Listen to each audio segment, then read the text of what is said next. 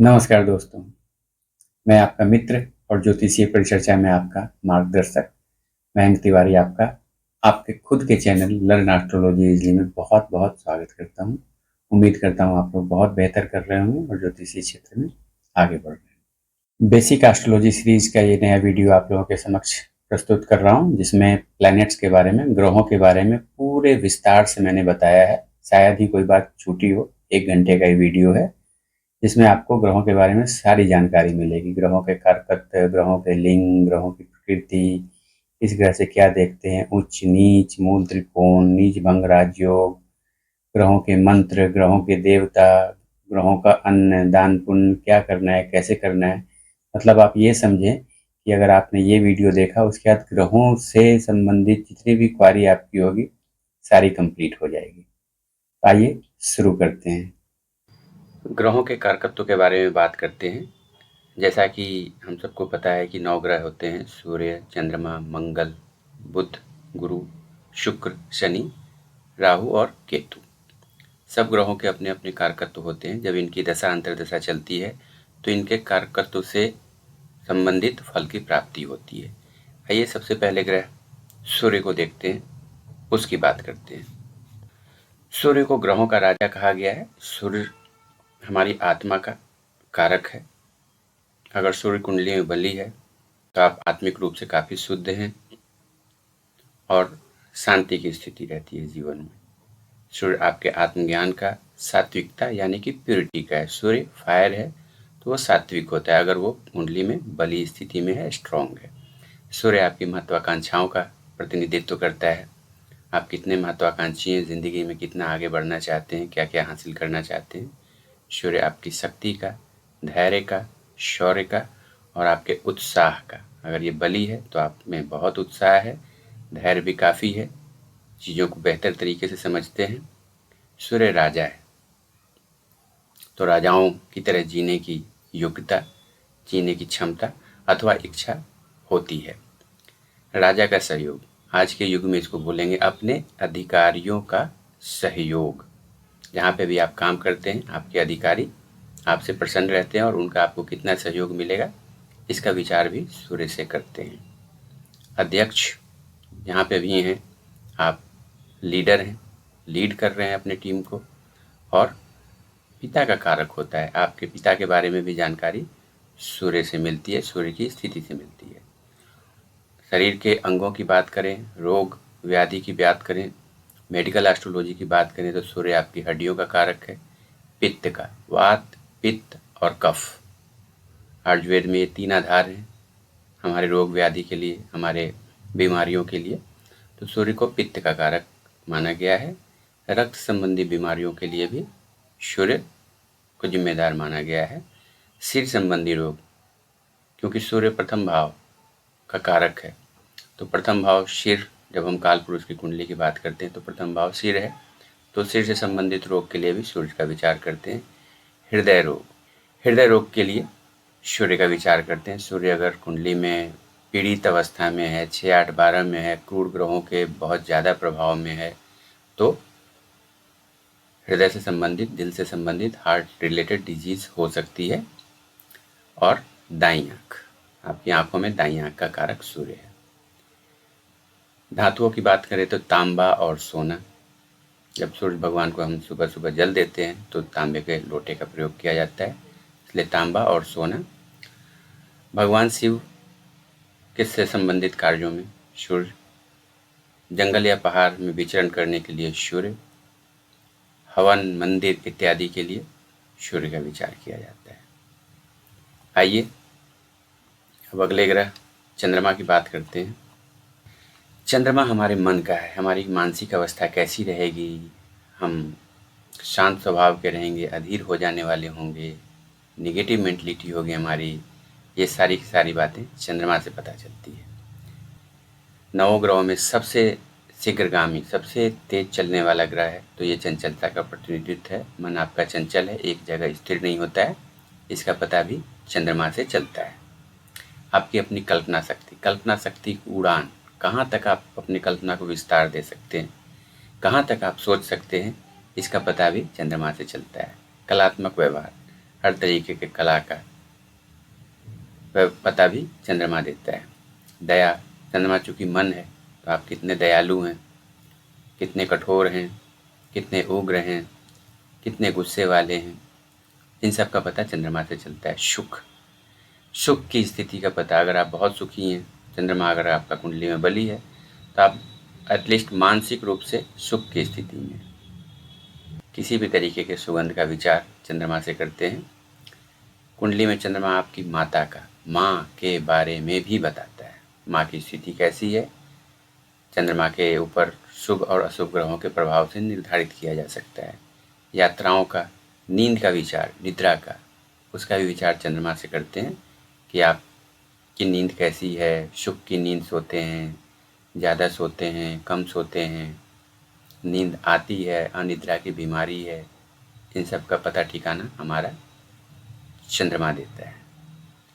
जन्म कुंडली के साथ साथ चंद्र कुंडली को भी देखा जाता है, तो चंद्रमा से रिलेटेड किन किन चीज़ों का कारोबार किया जा सकता है, क्या क्या व्यवसाय किया जा सकता है, या किस तरीके की नौकरी में जाया जा सकता है, इसका पता चंद्रमा से चलता है। चंद्रमा चूँकि समस्त जल का कारक है पृथ्वी पे, तो जलीय पदार्थ से रिलेटेड कोई भी लिक्विड से रिलेटेड कोई काम हो वो आप कर सकते हैं। चांदी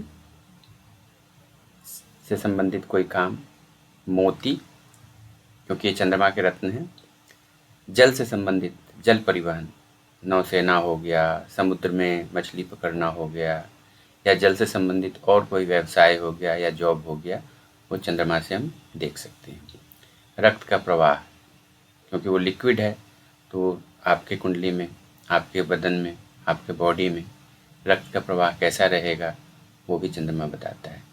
समस्त औषधि का कारक, पृथ्वी के समस्त औषधि का कारक चंद्रमा को बनाया गया है। तो औषधि जैसे आयुर्वेद से रिलेटेड कोई भी काम, वैद्य या जड़ी बूटियों से रिलेटेड काम आप कर सकते हैं। समुद्र संबंधी समस्त उत्पाद, मछली पकड़ना या और भी किसी तरीके का समुद्री कार्य करना चंद्रमा से संबंधित है। पेट्रोलियम पदार्थ, मदिरा यानी कि शराब का व्यवसाय, तेल, रासायनिक द्रव्य, खेती बाड़ी, ट्रैवल एजेंसी, नर्सिंग। नर्सिंग इसलिए क्योंकि ये ममता और दया के अंतर्गत आ जाता है, देखभाल दूसरों की उचित तरीके से करने में आता है। कपड़ों का व्यवसाय, दूध और होटल इत्यादि का काम कर सकते हैं। मेडिकल एस्ट्रोलॉजी में चंद्रमा आपके बायां नेत्र, कफ का और क्षय रोग यानी ट्यूबरकुलोसिस, टीबी, इन सब चीज़ों का विचार करते हैं। उम्मीद करता हूँ आपको समझ में आ रहा होगा। चलिए आगे बढ़ते हैं। मंगल से किन किन चीज़ों का विचार किया जाता है, जब मंगल की दशा अंतर्दशा चलेगी तो उस समय हम क्या क्या पता कर सकते हैं। मंगल हमारा साहस है, हमारा पराक्रम है, तो हम कितने साहसी हैं, कितने पराक्रमी हैं। हमारा मंगल अगर बली है तो हमारे में साहस और पराक्रम की मात्रा काफ़ी होगी।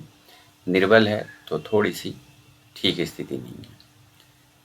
चूँकि मंगल को भूमि पुत्र भी कहा जाता है, इसीलिए समस्त भूमि और जमीन का कारक मंगल ही है। युद्ध, प्रशासक यानी कि एडमिनिस्ट्रेटर, शत्रु, आपका शत्रु मंगल प्रबल है तो आपके शत्रु भी होंगे। संघर्ष, मंगल आपका मजबूत है, आपको संघर्ष की क्षमता देता है। क्रोधी भी बनाता है मंगल। अग्नि, वाद विवाद, आपकी पौरुष शक्ति। रक्त, सूर्य के साथ साथ मंगल को भी रक्त का कारक मानते हैं। किसी भी तरीके का षड्यंत्र, धोखेबाजी, मुकदमेबाजी और वैचारिक मतभेद मंगल से देखते हैं। मेडिकल एस्ट्रोलॉजी में बात करें तो ये पित्त का, जैसा आपको पता है वात, पित्त और कफ, तो पित्त सूर्य और मंगल, इनको आप दिया गया है। किसी भी तरह की छोटी मोटी घाव हो, दुर्घटना हो, टूट फूट हो, तो उसका कारक मंगल को मानते हैं। मंगल के बाद बुध का विचार करते हैं। बुध हमारी कुंडली में हमारी शिक्षा और हमारी विद्या के बारे में बताता है। बुध सहज बुद्धि कैसी है उसके बारे में पता चलता है। विद्वता के बारे में, हम कितने विद्वान हैं वाणी का कारक है, हमारी वाणी कैसी होगी उसका पता बुध से चलता है, बुध की स्थिति से चलता है। हम कितने हंसी मजाक पसंद हैं, हम कितने विटी हैं बातचीत में, इसका पता भी बुध से चलता है। लेखन से संबंधित कार्य बुध के हवाले है। ज्योतिष शास्त्र, गणित, सांख्यिकी, वाणिज्य, व्यापार, कॉमर्स, इन सब पे बुध का प्रभुत्व है। बुध इन सब चीज़ों का कारक है। व्यापार का, त्वचा का, तंत्र मंत्र और भक्ति के कारकत्व बुध को सौंपे गए हैं। तो बुध से संबंधित व्यवसाय या नौकरी का विचार क्या क्या कर सकते हैं उस पर बात करेंगे। बुध वाणी का कारक है, यानी कि संचार माध्यम, तो दूरसंचार का काम, रेल परिवहन। बुध किसी भी तरीके के संचार साधन को बताता है। वाणी का कारक है तो दूरसंचार, रेल परिवहन, एक जगह से दूसरी जगह जाना, साहित्य, पढ़ने लिखने की जब बात आए तो साहित्य का, पत्रकारिता का, कंप्यूटर से रिलेटेड एजुकेशन का, इंटरनेट का, कोरियर सेवा, किसी भी तरीके का लेखन कार्य, शिक्षण संस्थान में काम करना, स्कूल में, पुस्तकालयों में व्याख्याता के रूप में काम करना, लेखक का कार्य करना, संपादक का कार्य करना, किसी भी पत्र पत्रिका के संपादक और संवाददाता, चाहे वो प्रिंट मीडिया का हो या इलेक्ट्रॉनिक मीडिया का संवाददाता हो। तो इन सब तरीके के और भी कई सारे काम बुध के हिस्से में आते हैं। मेडिकल एस्ट्रोलॉजी की बात करें तो मानसिक रोगों का, नस और त्वचा से संबंधी बीमारी बुध के हवाले है। बुध वात, पित्त, कफ तीनों पर प्रभुत्व रखता है, तो उससे संबंधित व्याधियां, रोग इत्यादि इसकी दशा अंतरदशा में अगर बुध पीड़ित है तो हो सकती है। गुरु ज्ञान के कारक हैं। ज्ञान यानी कि जो लंबे समय के अध्ययन के बाद हम अर्जित करते हैं, विद्या का, ब्राह्मणों का, गुरु का, जिनसे हमने कुछ सीखा है, उन गुरु की बात हो रही है। गुरुओं का, किसी भी तरीके के मंत्र का, आपके यश और कीर्ति का, क्योंकि आप कितने ज्ञानी हैं, कितने विद्वान हैं, उससे उतनी आपकी यश और कीर्ति फैलती है। विवेकवान, हर चीज़ को सोच समझ के करने का और निर्णय लेने का, डिसीजन लेने का। धार्मिक और सामाजिक कर्तव्य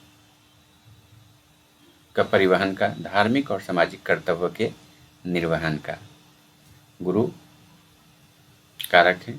किसी भी तरीके का विशिष्ट ज्ञान, उसके लिए गुरु का बलि होना बहुत ज़रूरी है। वेदों का, शास्त्र का, परोपकार, लोकहित में काम करना गुरु की जिम्मेदारी है। निष्पक्ष होके चीज़ों को देखना, न्याय का कारक भी गुरु है। सात्विकता, सीधे और सरल रास्ते पे चलना, नीतिवान, गलत संगत, गलत काम में नहीं पड़ना, और लंबी यात्राओं के लिए गुरु को देखा जाता है। गुरु कुंडली में बलि है तो गुरु से संबंधित किस किस कार्य को आप कर सकते हैं, अपने आजीविका का स्रोत बना सकते हैं। तो सबसे पहला है ज्योतिष शास्त्र, क्योंकि ये ज्ञान है और लंबे समय तक पठन पाठन के बाद आपने हासिल की है।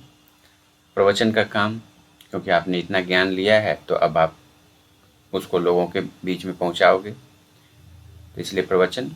दार्शनिक, किसी भी तरीके का दार्शनिक कार्य, सोच विचार समझ बूझ का काम गुरु के हवाले है। गुरु धन के कारक हैं, इसलिए किसी भी तरीके का पैसे संबंधित कार्य गुरु के हवाले है। बैंक में काम करना, धन उपार्जन करना, खजाना, इन सब के लिए गुरु का विचार करते हैं। धार्मिक संस्थान, क्योंकि धर्म है, गुरु धर्म की रक्षा के लिए कार्य करता है। धार्मिक संस्थान, आपके राजस्व आय, किसी भी तरीके का राजस्व से प्राप्त होने वाला आय, रेवेन्यू सर्विसेज, इन सब में आप काम कर सकते हैं। कोई भी न्यायिक कार्य, वकालत का काम, जज बनना, ये सब गुरु की मजबूत स्थिति के कारण संभव है। न्यायपालिका में काम करना, गुरु आपके संतान का भी कारक है, तो संतान का विचार भी हम मैनेजमेंट में आप कितना बेहतर करेंगे वो भी गुरु बताता है। शिक्षक सर्वविदित है, शिक्षक यानी कि गुरु, उसके लिए अलग से कुछ बताने की ज़रूरत नहीं है। और गुरु काल पुरुष की कुंडली में नवम भाव में उसकी राशि आती है धनु, नवम भाव का वो कारक भी है, नैसर्गिक कारक भी है। तो कानूनी शिक्षा, नवम भाव न्याय का है, ज्ञान का है, धर्म का है। तो इन सब के लिए कानूनी शिक्षा के लिए भी हम गुरु का विचार करते हैं। गुरु की काया विशाल है, तो अगर लंबा चौड़ा शरीर है तो उसके लिए भी उसको बात करते हैं। गुरु मेद वृद्धि करता है, यानी कि आपके मोटापा को बढ़ाता है, और वात पित्त कफ में कफ का कारक है, तो कफ से रिलेटेड आपको रोग व्याधि गुरु की दशा अंतर्दशा में हो सकती है।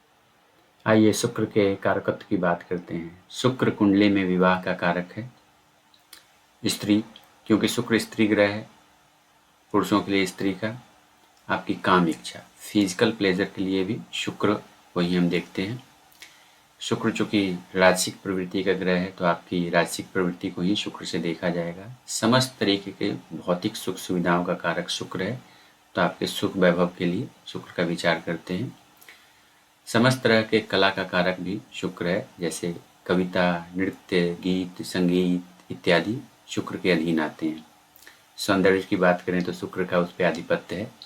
आभूषण, चमक दमक की चीज़ें, दिखावा, ये सब शुक्र के अधीन है। वाहन, आपके 2 पहिए, 4 पहिए, स्कूटर, कार इत्यादि सब का कारक शुक्र है। और समस्त तरीके की भौतिक सुख संपदा, जिसकी कामना हम इस जीवन में, इस दुनिया में करते हैं, उन सब का कारक शुक्र है। अगर किसी की कुंडली में शुक्र बली है तो वो क्या काम कर सकता है या उसको किस तरीके का काम करना चाहिए, आइए इसके बारे में विचार करते हैं। सिनेमा इंडस्ट्री, टेलीविज़न इंडस्ट्री में अगर काम कर रहे हैं, अगर आपका शुक्र बली है तो आप ज़रूर उसमें अपना भाग्य आजमाएं। हीरे जवाहरात, आभूषण से संबंधित कामों में आप बेहतर कर सकते हैं। सौंदर्य प्रसाधन जैसे ब्यूटी पार्लर या ब्यूटी प्रोडक्ट्स की डीलिंग आपके लिए बहुत अच्छा व्यवसाय हो सकता है। फैशन का, मॉडलिंग का, सेंट, इत्र इत्यादि का कारोबार आप कर सकते हैं। होटल, क्योंकि वो विलासिता की जगह है। राजसी भोजन, खाने पीने का रेस्टोरेंट वगैरह आप खोल सकते हैं। परिधान एवं पोशाक, फैशन इंडस्ट्री, फिर से उससे रिलेटेड आप कोई काम कर सकते हैं, कपड़ों का काम कर सकते हैं। नकली आभूषण, ग्लिटर, चमक दमक की कोई भी चीज़ आभूषण, उसका काम कर सकते हैं। फोटोग्राफी, मंच पे आप अभिनय कर सकते हैं, एक्टिंग कर सकते हैं, और कोई भी प्रतियोगिता जिसमें आर्ट फॉर्म शामिल हो उसमें आप भाग ले सकते हैं और बेहतर कर सकते हैं अगर शुक्र आपका कुंडली में बली है।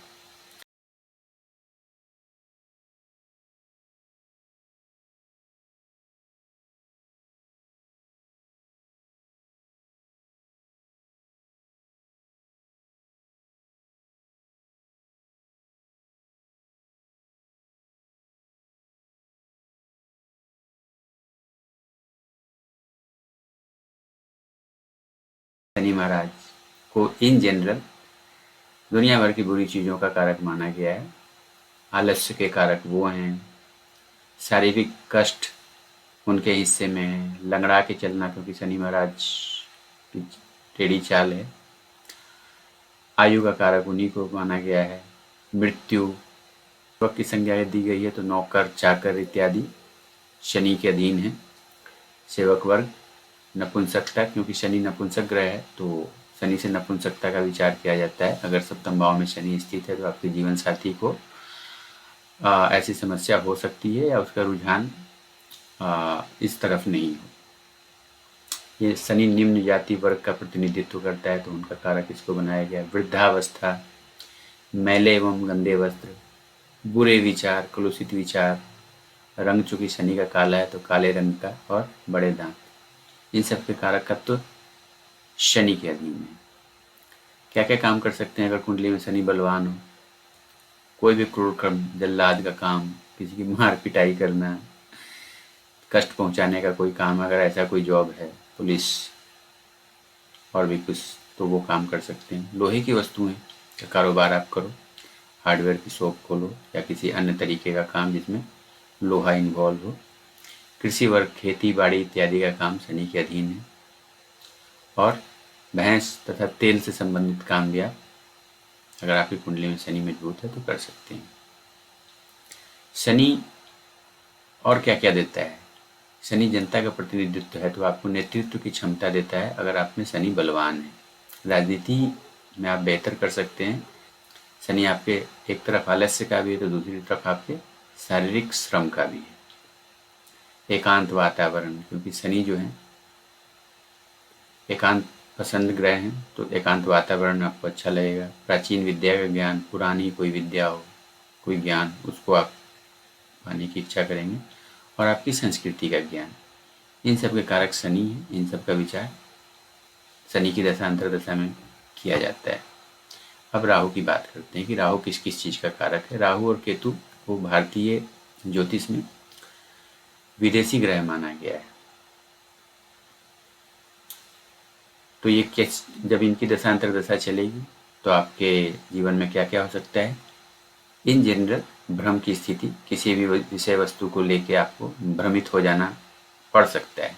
संशय, ये सही है नहीं है, करूं नहीं करूं, ये दिक्कत हो जाती है। इल्यूजन हो जाएगा, आपको उलझन में पड़ जाओगे, डिसीजन लें कि नहीं लें, है ना।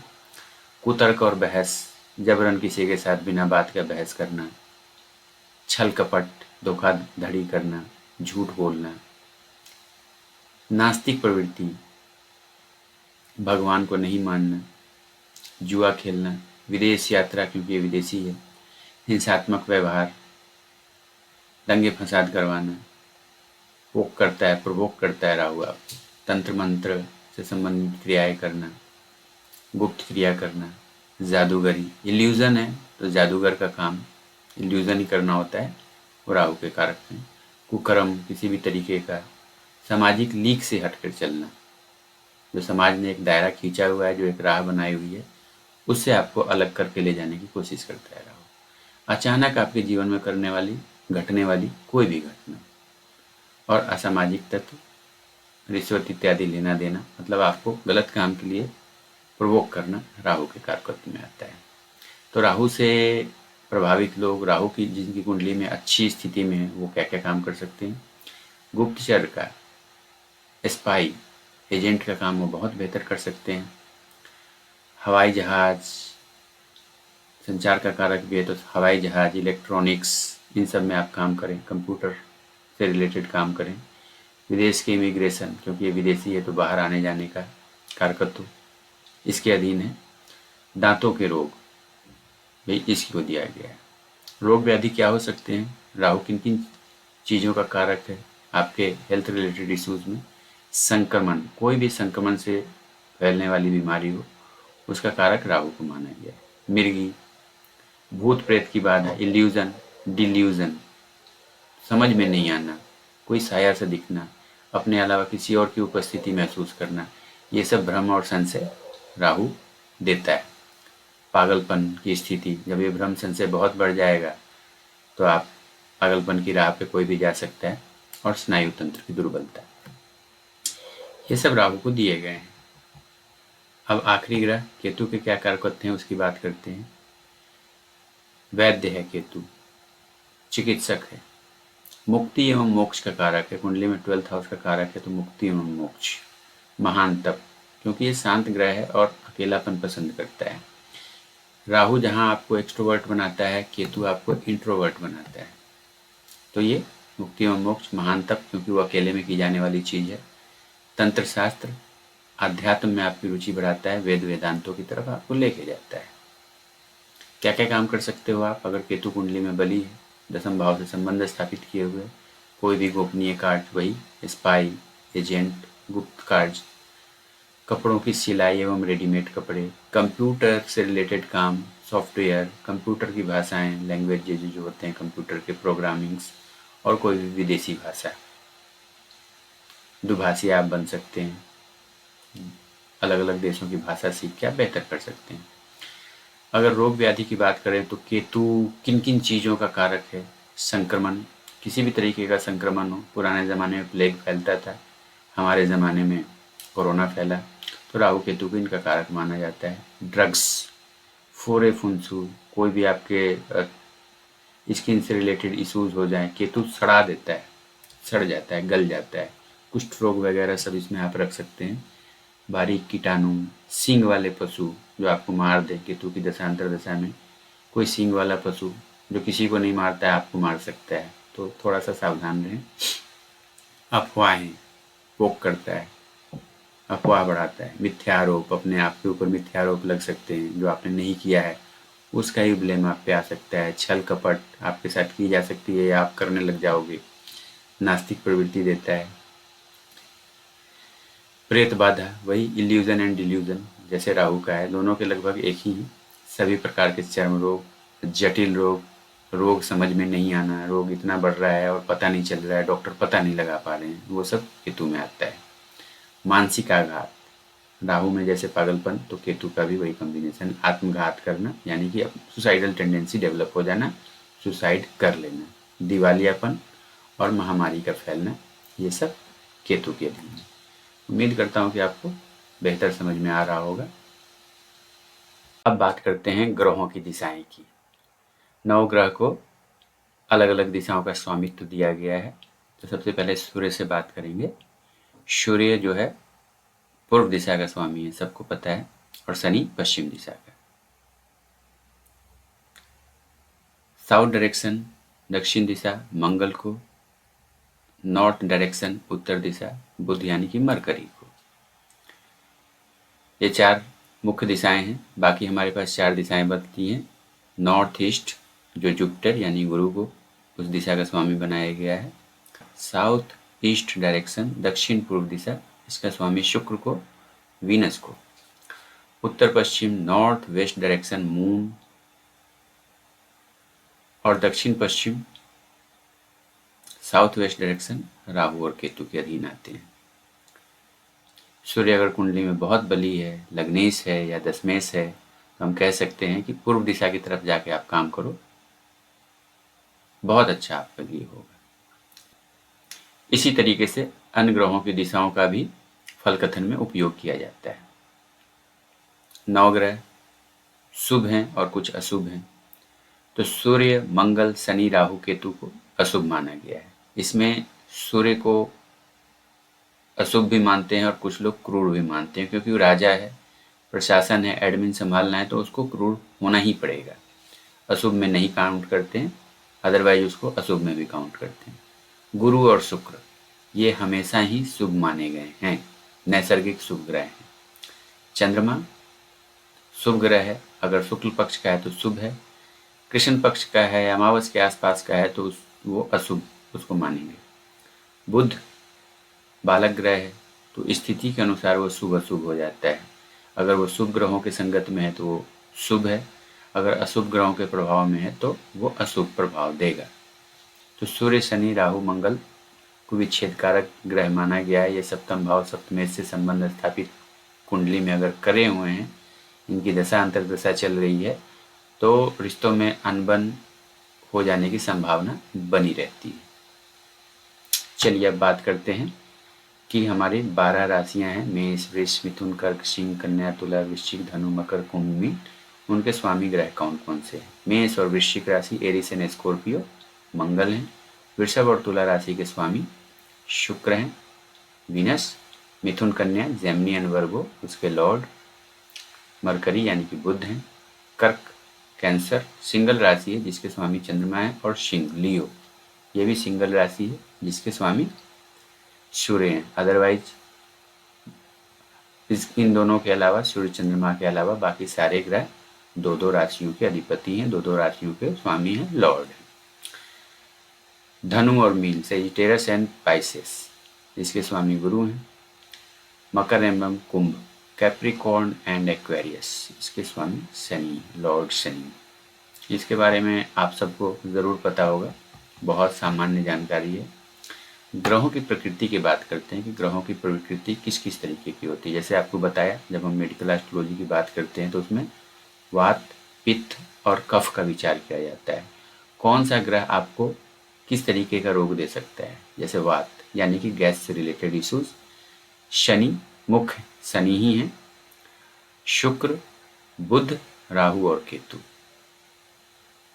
पित्त के लिए पित्त से संबंधित कोई समस्या हो जाए तो उसके लिए सूर्य और मंगल क्योंकि अग्नि ग्रह हैं, और बुध क्योंकि बच्चा है तो वात पित्त कफ तीनों उसको चाहिए, तीनों पे उसका आधिपत्य है। जब उसकी दशा अंतर्दशा चलेगी तो आपको कोई भी रोग हो सकता है। अदरवाइज शनि का कॉम्बिनेशन है तो वात गैस्ट्रिक का कॉम्बिनेशन है। पित्त से संबंधित बीमारी है तो सूर्य मंगल जिम्मेदार है। कफ के लिए मेजरली चंद्रमा और शुक्र, उसके अलावा गुरु बुध और केतु। इनको कफ से संबंधित रोगों की प्रवृत्ति देने की प्रकृति है।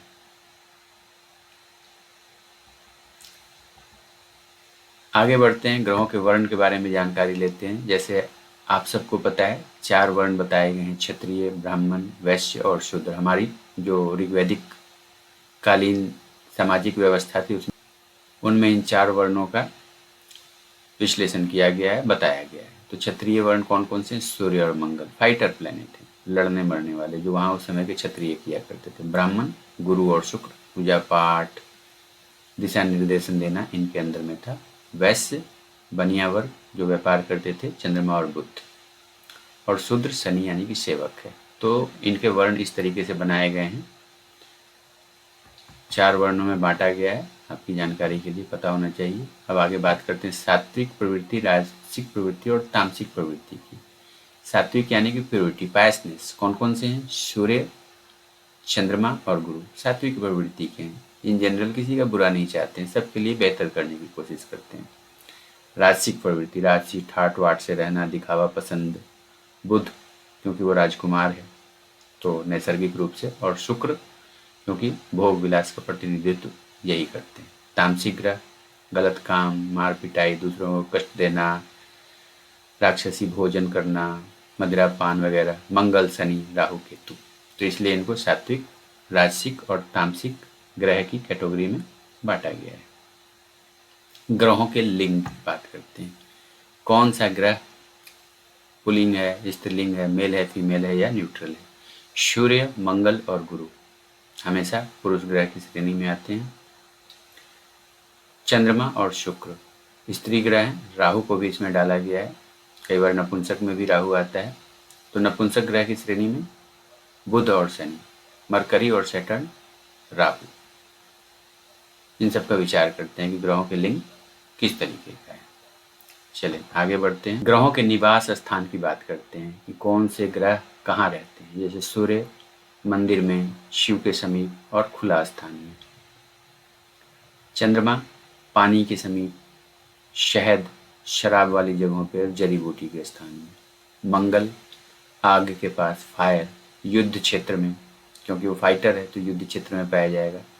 चोर, मलेच्छ उनके स्थान में भी पाया जाता है।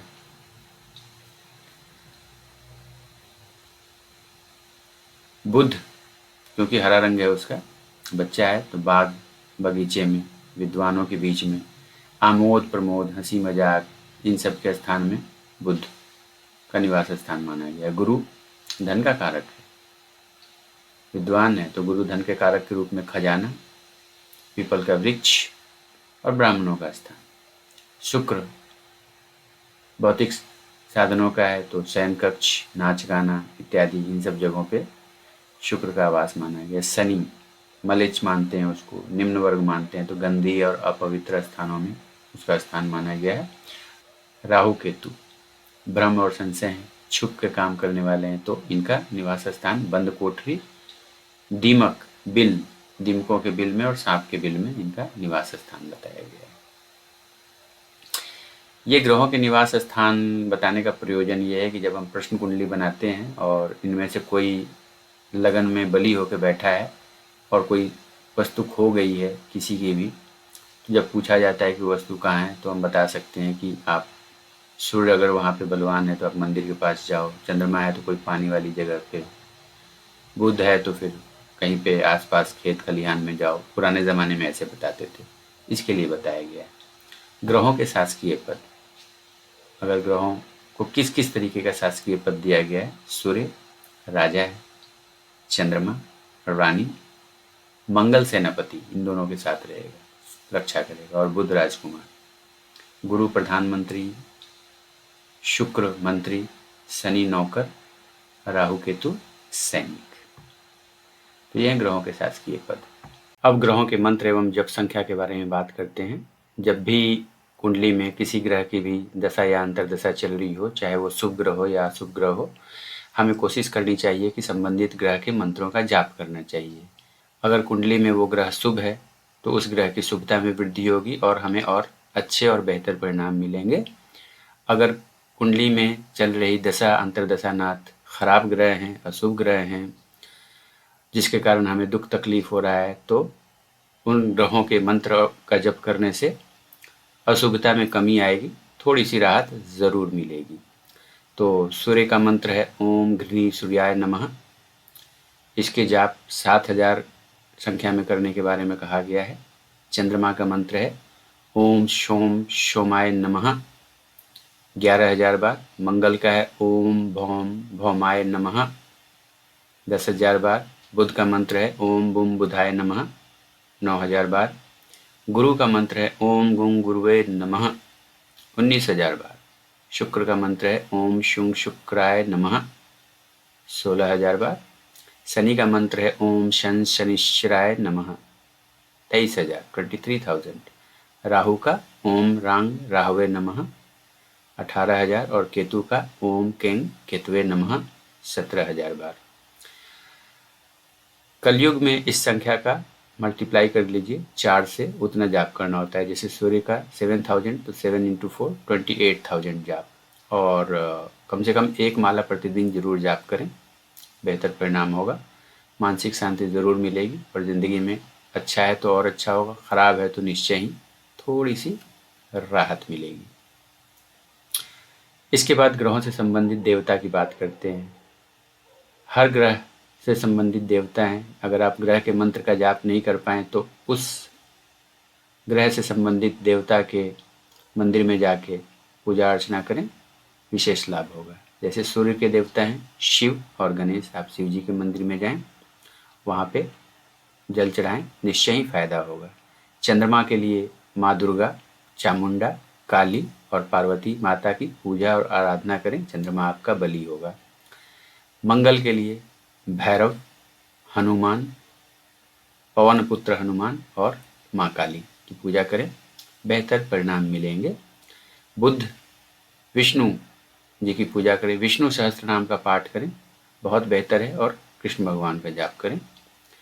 गुरु के लिए फिर से विष्णु भगवान का पूजा करें, बहुत बेहतर लाभ मिलेगा। शुक्र समस्त वैभव का कारक है, तो माँ लक्ष्मी और माँ अन्नपूर्णा इनके देवता हैं, उनकी शरण में जाएं तो आपको शुक्र से संबंधित पदार्थों का लाभ होगा। शनि के देव हैं शिव, अयप्पा और ब्रह्मा, इनकी पूजा अर्चना करें शनि की दशा अंतरदशा में। राहु के लिए नाग देवता और केतु के लिए गणेश जी। तो ये ग्रहों से संबंधित देवता थे। जब भी किसी ग्रह की दशा अंतरदशा चल रही हो, इन देवी देवताओं का आप पूजा अर्चना कर सकते हैं, उनको प्रसन्न कर सकते हैं और अपने फेवर में लाभ ले सकते हैं। अच्छा, उसी समय जब हम ग्रहों के अन्न के बारे में बात करते हैं कि हम कुछ दान देना चाहते हैं संबंधित ग्रह का, तो सूर्य का अन्न है गेहूँ, गेहूँ दान दे सकते हैं जब सूर्य की दशा अंतरदशा चल रही हो। चंद्रमा के लिए आप चावल दें। मंगल के लिए मसूर दाल, लाल मसूर। बुध के लिए हरा चना और हरा साबुत मूंग, ये आप दान में दे सकते हैं।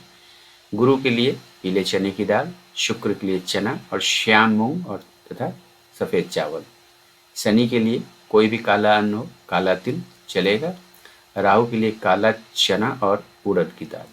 केतु के लिए कुल्थी। तो जो ग्रह जिस दिन का प्रतिनिधित्व करते हैं, जैसे सूर्य रविवार संडे, उस दिन आप दान दें। चंद्रमा सोमवार, उस दिन दें मंडे, मंगलवार के दिन। बुध बुधवार के दिन। तो यानी कि जो ग्रह के अन्न जिस ग्रह के हैं उसी दिन उसका दान करें, बेहतर परिणाम प्राप्त होंगे। कई लोग धातु एवं रत्न पहनते हैं ताकि उनको कुछ लाभ हो, तो सूर्य का धातु है तांबा और सोना, रत्न है मानिक। अगर आप धारण करना चाहें, सूर्य कुंडली में अच्छी स्थिति में, बली स्थिति में है, शुभ है आपकी कुंडली के लिए, तब आप मानिक धारण करें, अन्यथा नहीं। वैसे ही चंद्रमा के लिए चांदी और मोती की अनुशंसा की जाती है। मोती आप तभी पहने जब चंद्रमा शुभ स्थिति में है, 6, 8, 12 में नहीं बैठा हो, शुभ ग्रहों के साथ हो, अशुभ प्रभाव में नहीं हो, वरना विपरीत परिणाम प्राप्त हो सकते हैं। मंगल के लिए धातु है तांबा, पीतल, सोना और उसका रत्न है मूंगा। बुध सोना और रत्न पन्ना। अगर पन्ना आपको धारण करना हो, पहनना हो बुध के लिए, तो सोने में जड़वा कर पहने। गुरु के लिए सोना और गुरु का रत्न है पुखराज। शुक्र का रत्न है चांदी और शुक्र का धातु है चांदी और रत्न है हीरा। शनि का धातु लोहा और रत्न है नीलम। राहु के लिए लोहा और गोमेद, केतु के लिए रत्न लहसुनिया और धातु चांदी है। तो जब भी इन ग्रहों की दशा अंतर्दशा चलती है तो ग्रहों के मंत्र का जाप करें, ग्रहों से संबंधित देवता की पूजा अर्चना करें, ग्रहों के अन्न का दान करें अथवा इनसे संबंधित धातु पहने, और अगर कुंडली में ग्रह अच्छी स्थिति में तभी रत्न धारण करें, वरना ना करें। फिर आप मंत्र से उसको मजबूत करने की कोशिश करें, पावर देने की कोशिश करें। ग्रहों के रंग, किस कलर के वस्त्र का दान देना चाहिए जब किसी ग्रह की दशा अंतर्दशा चल रही हो? सूर्य का गहरा लाल रंग के आप वस्त्र दे सकते हैं। चंद्रमा का सफ़ेद रंग है, सफ़ेद वस्त्र का दान दें। अपने घर में आप सफ़ेद कलर के पर्दे लगा सकते हैं, बेडशीट पिलो कवर सफ़ेद कलर के कर सकते हैं। इवन पेंटिंग भी, आप घर में पेंट भी सफ़ेद कलर का कर सकते हैं। मंगल का रंग लाल है तो लाल रंग के आप पदार्थ, लाल रंग के कपड़े दान दे सकते हैं। बुध का रंग हरा है, हरी वस्तुओं का दान दें। गुरु सुनहला रंग है, शुक्र नीला, शनि काला, राहु केतु चितकबरा और काला। अच्छा, ग्रह के प्रतिनिधि तत्व क्या क्या हैं? जैसे अग्नि तत्व, पृथ्वी तत्व, वायु तत्व, जल तत्व और आकाश। ये 5 तत्व हैं। सूर्य और मंगल अग्नि तत्व हैं, बुध पृथ्वी तत्व, शनि वायु तत्व, चंद्रमा और शुक्र जल तत्व हैं और गुरु आकाश तत्व है। ये प्रतिनिधित्व करते हैं इन सब चीज़ों का, याद रहे। ग्रह एक राशि में कितने समय तक रहते हैं? सूर्य एक राशि में 1 महीना, चंद्रमा एक राशि में 2.25 दिन तक रहता है, मंगल 45 दिन 1.5 महीना, बुध लगभग 1 महीना, गुरु एक राशि में 1 साल, शुक्र भी लगभग 28 दिन से 30 दिन का समय लेता है तो आप 1 महीना समझें, शनि पूरे 2.5 साल 2.5 years 30 महीना, राहु केतु 1.5 साल 18 महीने का समय लेते हैं। तो ये ग्रहों की गति कैसी होती है, जानकारी आपके लिए थी। ग्रहों का दिग्बल, कौन सा ग्रह कहाँ पे बली होता है? प्रथम भाव में गुरु और बुध को दिग्बल हासिल होता है। अगर गुरु और बुध वहाँ स्थित हो तो वो बली होते हैं और अपनी दशांतर दशा में बेहतर करेंगे।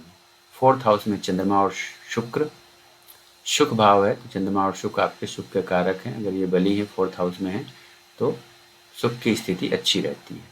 7th भाव में शनि दिग्बली है, शनि वहाँ बेहतर करते हैं। 10th भाव में सूर्य और मंगल को दिग्बल हासिल है, आपका कर्म भाव भी है, कैरियर हाउस भी है।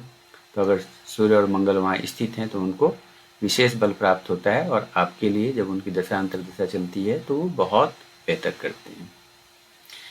अब देखते हैं कि ग्रहों की उच्च की और नीच की स्थिति। उच्च यानी कि एग्जॉल्टेड, नीच यानी डेबिलिटेटेड स्टेटस। सूर्य मेष राशि, सन जो है मेष राशि दैट इज एरिस, उसमें उच्च का होता है 10 डिग्री तक, 0 से 10 डिग्री तक, 10 डिग्री परम उच्च अंश से, जहाँ वो सबसे ज़्यादा शक्तिशाली होता है। जहाँ पे कोई प्लैनेट उच्च का होता है उसके ठीक सामने 180 डिग्री पे, यानी कि जहाँ बैठा हुआ है वहाँ से काउंट करें तो 7th हाउस जहाँ आता है बिल्कुल सीध में 180 डिग्री पे, वहाँ पे वो नीच का हो जाता है। तो मेष में एरीज में उच्च का है तो वो तुला राशि में लिब्रा में नीच के हो जाएंगे, डिग्री उतनी ही रहेगी 0 से 10 डिग्री, 10 डिग्री परम नीच। चंद्रमा वृषभ राशि में टॉरस में उच्च का होते हैं 0 से 3 डिग्री, 3 डिग्री परम उच्च अंश है। फिर नीच क्या होंगे वृषभ के सामने बिल्कुल 180 डिग्री पे वृश्चिक राशि स्कॉर्पियो, वहाँ पे वो नीच के हो जाते हैं 0 से 3 डिग्री। मंगल मकर राशि में कैप्रिकॉर्न 0 से 28 डिग्री, 28 डिग्री परम उच्च अंश है, बहुत बली होते हैं। और कर्क राशि में वो नीच के हो जाते हैं कैंसर 0 से 28 डिग्री। बुध कन्या राशि अपनी स्वराशि है, वहाँ पे उच्च का होता है 0 से 15 डिग्री तक, और मीन राशि में वो नीच का हो जाता है 0 से 15 डिग्री। कन्या के ठीक सामने 180 डिग्री पे मीन है। कन्या से अगर काउंट करेंगे, कन्या को पहला काउंट करेंगे तो मीन आपका 7वां आ जाएगा। तो अपने से 7वें में हर ग्रह नीच का हो जाता है, जहाँ पे वो उच्च का हो वहाँ से 7वें में। गुरु कर्क राशि कैंसर में उच्च का 0 से 5 डिग्री और मकर में नीच के हो जाते हैं 0 से 5 डिग्री। शुक्र मीन राशि में पाइसेस उच्च के होते हैं 0 से 27 डिग्री, 27 डिग्री पर अपउंचंश।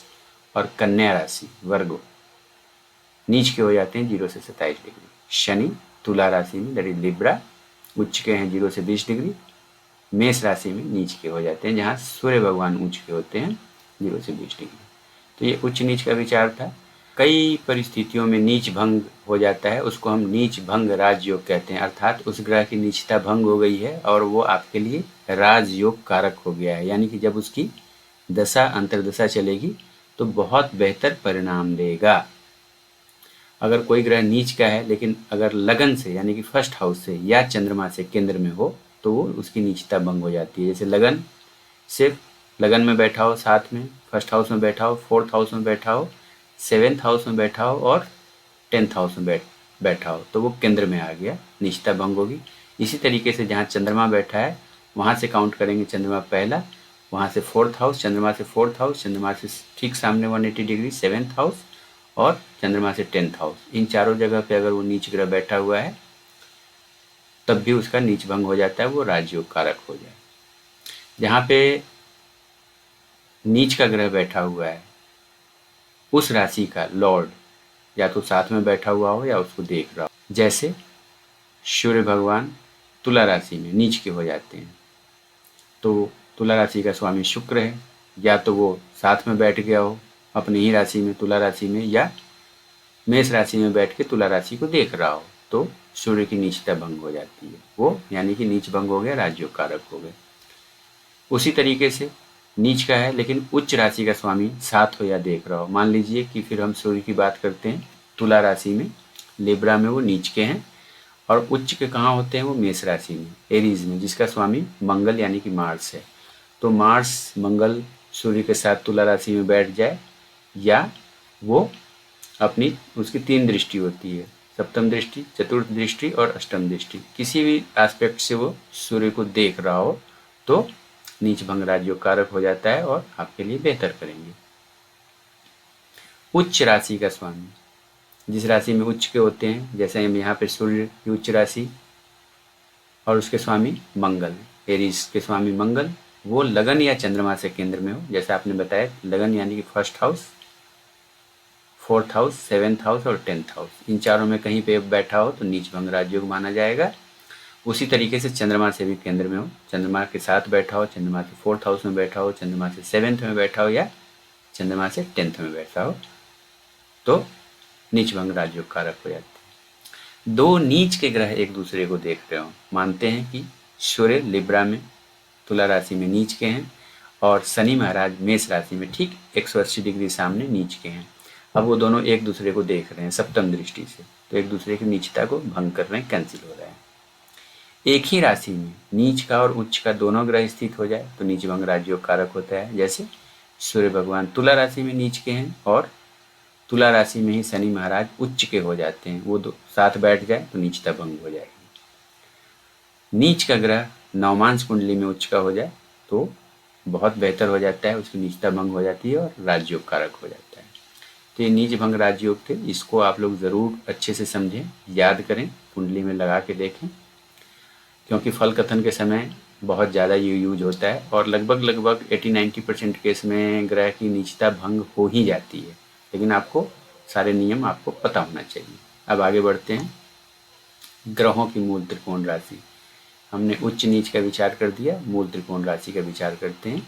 सूर्य की मूल त्रिकोण राशि उसकी स्वराशि है सिंह, 0 से 20 डिग्री तक वो मूल त्रिकोण राशि का होता है। उसके बाद उसकी स्वराशि होती है। मूल त्रिकोण का मतलब है स्वराशि से थोड़ा सा ज़्यादा पावर होती है। चंद्रमा सूर्य अगर अपनी राशि में 0 से 20 डिग्री के बीच में बैठा है तो अपनी इसकी दशा अंतर्दशा जब चलेगी तो बेहतर परिणाम देगा बनिस्पत 20 से 30 डिग्री में बैठा हो, यानी कि स्वराशि में बैठा हो, एडवांटेज है, थोड़ा सा पावर ज़्यादा होता है। चंद्रमा वृषभ राशि में उच्च का 0 से 3 डिग्री तक होता है और 3 से 30 डिग्री तक वो मूल त्रिकोण राशि उसकी मानी जाती है। मंगल मेष राशि में अपनी स्वराशि में 0 से 12 डिग्री तक मूल त्रिकोण का, उसके बाद उसकी खुद की राशि स्वराशि का। इसी तरीके से बुध कन्या राशि में 0 से 15 डिग्री तक उच्च का था, 15 से 20 डिग्री तक वो मूल त्रिकोण राशि में कहलाएगा। गुरु की बात करें तो स्वराशि धनु में 0 से 10 डिग्री तक मूल त्रिकोण राशि होती है। उसके बाद 10 से लेकर 30 डिग्री तक वो स्वराशि में आते हैं। शुक्र स्वराशि तुला में लिब्रा में 0 से 5 डिग्री तक मूल त्रिकोण है, 5 से 30 डिग्री तक उसकी स्वराशि है। शनि कुंभ राशि में एक्वेरियस 0 से 20 डिग्री तक उनकी मूल त्रिकोण राशि और 20 से 30 डिग्री स्वराशि होता है। तो मूल त्रिकोण राशि जानने का मेन मकसद ये है कि मूल त्रिकोण राशि में ग्रह ज़्यादा पावरफुल होता है बनस्पत स्वराशि का होने के, थोड़ा सा स्ट्रेंथ ज़्यादा होता है। तो अगर इस डिग्री के अंदर में है तो बेहतर करता है। ग्रह अस्त कब होता है? अस्त का मतलब है उसका पावर खत्म हो जाना, पावरलेस स्टेटस में आ जाना, जिसके कारण वो अपने अच्छे फल देने में सक्षम नहीं रहता है। और सारे ग्रह सूर्य के करीब आके अस्त होते हैं। सूर्य राजा है, उसके तेज के आगे सारे अस्त हो जाते हैं, उनका दम निकल जाता है, अपना प्रभाव उनका खत्म हो जाता है। तो माना जाता है कि अस्त हो गए हैं और अब शुभ प्रभाव देने में सक्षम नहीं है, चाहे वो कितने भी शुभ। चंद्रमा 12 डिग्री सूर्य के करीब 12 डिग्री पे पहुंचता है तो अस्त हो जाता है मार्गी, क्योंकि चंद्रमा वक्री नहीं होता है कभी भी। मंगल सूर्य से 17 डिग्री करीब पहुंच के अस्त हो जाता है मार्गी में, और वक्री अवस्था में रेट्रोग्रेड जब होता है तो 8 डिग्री पे अस्त हो जाता है।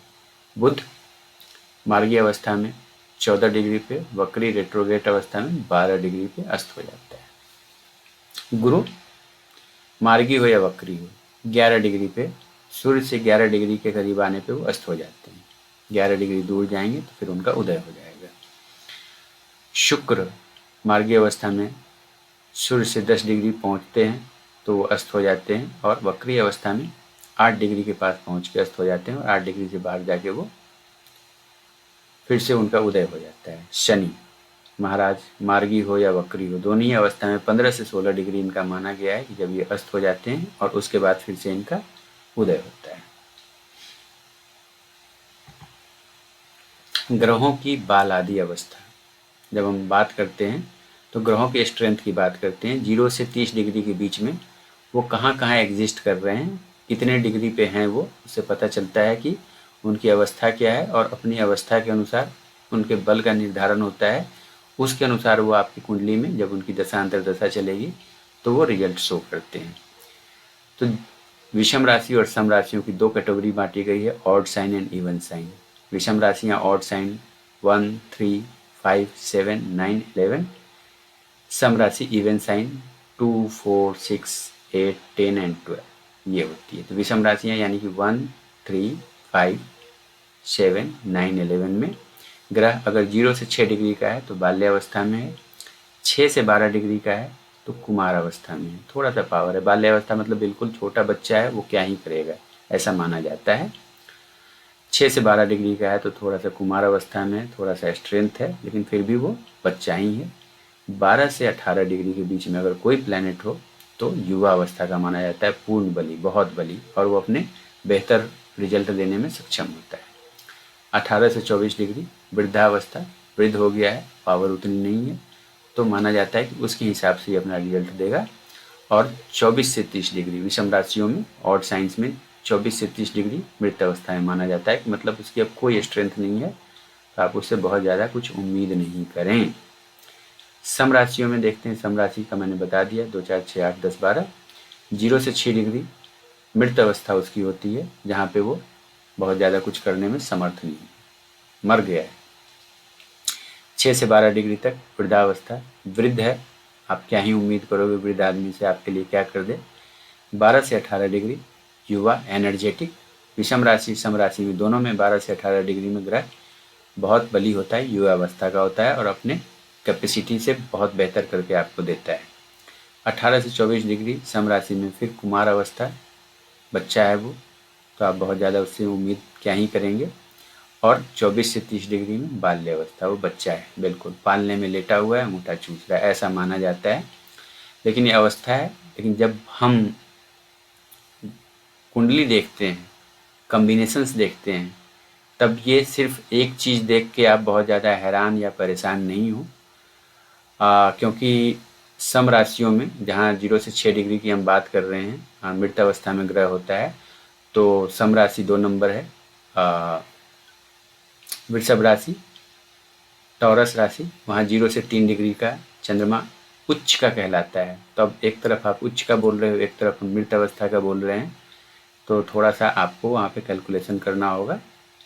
ऐसा नहीं कि वो मृत हो गया, आप कुछ नहीं कर पा रहा है, वो उच्च का है। उसी तरीके से सम राशि में गुरु महाराज कर्क राशि कैंसर में 0 से 5 डिग्री तक उच्च के होते हैं, जबकि 6 डिग्री तक आप उनको बोल रहे हो मृत अवस्था में। बाकी प्लैनेट कैसे ही हैं, शुक्र है, मंगल है 27 डिग्री 28 डिग्री पे परम उच्च अंश के होते हैं, तो या तो बाल्यावस्था मृतावस्था में आ जाते हैं। तो इसका थोड़ा सा सावधानी से विचार कीजिए और पूर्वाग्रह के आधार पे, है ना, कोई एक पहले से आप धारणा बना ले कि बाल्यावस्था का है मृतावस्था का है तो कुछ नहीं कर पाएगा। वो कुंडली के कॉम्बिनेशन में सब कुछ बदल जाता है, इस बात का जरूर विचार रखेंगे। उसके बाद होती है ग्रहों की दीप्त आदि अवस्था, कितने दीप्त हैं, कितने बली हैं, उसके अनुसार वो कुंडली में आपके लिए अच्छा करते हैं। दीप्त अवस्था, ग्रह अपनी उच्च राशि में हो उसको सबसे बेहतर माना जाता है। 100% बली होते हैं, अपना फल देने में पूर्ण सक्षम होते हैं। सुखद अवस्था, अगर अपनी मूल त्रिकोण राशि में है तो 85% के आसपास उनका स्ट्रेंथ होता है और आपके लिए बेहतर रिजल्ट देने में हमेशा सक्षम होते हैं। स्वस्थ अवस्था, अगर 100 राशि में हो तो 70-75% उसका स्ट्रेंथ आप माने बेहतर कर रहे हैं। मुदित अवस्था, अपने मित्र के घर में हो, आप अपने मित्र के घर में जाके बैठें, आपका मन प्रसन्न रहता है, तो 50-60% के आसपास इसका स्ट्रेंथ माने। शांत अवस्था, शुभ भाव में या शुभ ग्रह के साथ स्थित हैं तो शांत अवस्था में 50% उसका स्ट्रेंथ आप माने अच्छा करेंगे। सख्त अवस्था, वक्री हैं, अस्त हैं, लेकिन किसी भी पाप प्रभाव में नहीं है, कोई भी पाप ग्रह की दृष्टि या पाप ग्रह उसको टॉर्चर नहीं कर रहा है, तो 40% के आसपास। पीड़ित अवस्था, पूर्ण अस्त हो गया है तो 30%। दीन अवस्था, नीच राशि में 20%। विकल अवस्था, बहुत ज़्यादा अधिक पाप ग्रहों के प्रभाव में, एक से ज़्यादा पाप प्रभाव, 2-3 पाप ग्रहों से पीड़ित हैं तो 20%। खल अवस्था, ग्रह युद्ध में हारा हुआ। ग्रह युद्ध में कैसे हारते हैं, जब कोई 2 ग्रह एक राशि में एक साथ बैठे हों एक हाउस में और दोनों के बीच की डिग्री 1 डिग्री से कम हो। मान लीजिए कि एक ग्रह 14 डिग्री 5 मिनट का है और दूसरा ग्रह 15 डिग्री का है, तो 1 मिनट से कम का अंतर है। इसमें जिसकी डिग्री कम होती है उसको जीता हुआ माना जाता है। जिसकी 14 डिग्री 5 मिनट है वो 15 डिग्री वाले से जीता हुआ माना जाएगा, 15 डिग्री वाला हारा हुआ, यानी कि जिसकी डिग्री कम है उसको जीता हुआ मानते हैं। मंगल में ये लागू नहीं होता है, मंगल नहीं हारता है, मंगल फाइटर है, वो हमेशा जीतेगा। तो जो ग्रह युद्ध में हार गया है उसको मानते हैं कि वो किसी लायक नहीं है, वो कुछ भी आपके लिए नहीं करेगा, 0%। तो ये ग्रहों की दीप्तादि अवस्था है। लेकिन फिर ये कम्बिनेशन के हिसाब से, ग्रहों के रिलेशनशिप के हिसाब से, प्लस इनको केंद्र त्रिकोण का स्वामित्व मिला है उसके आधार पे, शुभ ग्रहों की दृष्टि मिली हुई है, राजयोग धन योग में इन्वॉल्व हो गए, उसके आधार पे सब कुछ बदल जाता है। तो किसी भी पूर्वाग्रह के आधार पे कोई भी निर्णय ना करें, लेकिन इसको याद रखें कि इन जनरल ऐसा होता है। आगे बढ़ते हैं, ग्रहों की नैसर्गिक मित्रता। ये जानना बहुत ज़रूरी है कि कौन ग्रह किसके मित्र हैं, कौन ग्रह किसके शत्रु हैं और कौन किसके लिए सम है। जब भी हम ग्रहों की दशा अंतर्दशा की बात करते हैं, जब किसी 2 ग्रह की दशा अंतर्दशा चल रही है, अगर दोनों मित्र हैं, लग्नेश के मित्र हैं तो बहुत बेहतर रिजल्ट मिलेगा। शत्रु हैं लग्नेश के दोनों तो बहुत मुश्किल है। आपस में एक दूसरे के शत्रु हैं तब भी विलंब से रिजल्ट मिलेगा। तो इन सब चीज़ों का विचार मित्रता के आधार पर किया जाता है कि फल कैसा प्राप्त होगा। तो सबसे पहले देखते हैं कि सूर्य, इसके मित्र कौन कौन से हैं, चंद्रमा, मंगल, गुरु। शत्रु सूर्य किनको मानते हैं, शुक्र और शनि को, और सम किसको मानते हैं, बुध को। चंद्रमा की बात करें, चंद्रमा अपने मित्र किस किस को मानते हैं, सूर्य को और बुध को। चंद्रमा का किसी को भी अपना शत्रु नहीं मानता है। बाकी सारे ग्रह मंगल, गुरु, शुक्र, शनि सम है चंद्रमा के लिए, शत्रु कोई भी नहीं है। मंगल की बात करते हैं, मंगल के मित्र हैं सूर्य, चंद्र और गुरु, शत्रु है बुध। शम, शुक्र और शनि को मंगल मानते हैं।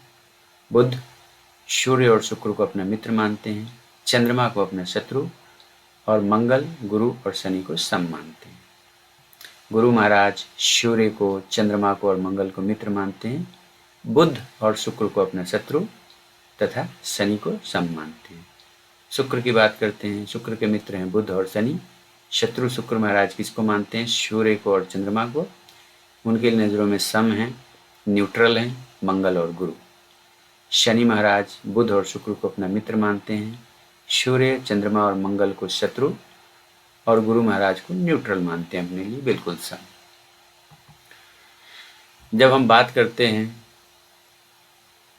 लग्न की, तो पर्टिकुलर लग्न में कुछ ग्रह बाधक कहलाते हैं जो आपके आगे बढ़ने में बाधा देते हैं, आपको रोकते हैं। तो चर लगन 1, 4, 7, 10 यानी कि मेष, कर्क, तुला, मकर अगर लगन में ये हों तो एकादशेष 11th हाउस का लॉर्ड को बाधक माना जाता है। स्थिर लग्नों में फिक्स साइन में 2, 5, 8, 11 अगर फर्स्ट हाउस में हो तो वहाँ पे 9th हाउस आपके भाग्येश को आपका बाधक माना जाता है कि आपका भाग्य भाव का स्वामी ही आपको जीवन में आगे नहीं बढ़ने देगा। और डुअल साइन में, द्विस्वभाव लग्नों में 3, 6, 9, 12 अगर फर्स्ट हाउस में लिखा हुआ हो तो सप्तमेश आपका जीवन साथी ही आपका बाधक होगा। ये नियम है, ये भी कॉम्बिनेशन के साथ बदल जाते हैं।